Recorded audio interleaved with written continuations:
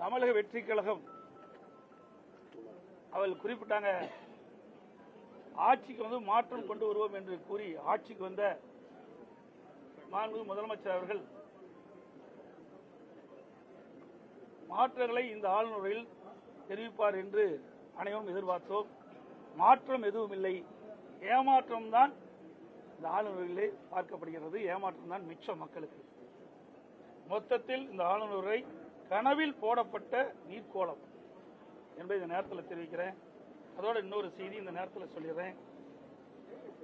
நீங்க அடிக்கடி இந்த பத்திரிகையிலே ஊடகத்திலே சொல்லிட்டு இருக்கிறீங்க, என்னுடைய மகன் மிதுன் அவர்கள் அரசியலை வருவதை பற்றி பல விமர்சனங்கள் தொலைக்காட்சியிலையும் ஊடகத்திலும் வந்திருக்குது. அது தவறு.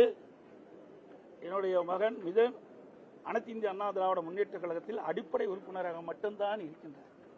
கட்சியில் எந்த பதவியிலும் இல்லை என்பதை திட்டவட்டமாக தெரிவித்துக் கொள்கின்றேன்.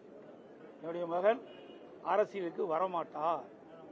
மீண்டும் ஒருமுறை சொல்கிறேன், அடுத்த திருத்தமாக சொல்றேன். பத்திரிகையால் ஊடகம் அவதூறு செய்தி தயவு செய்து பரப்ப வேண்டாம்.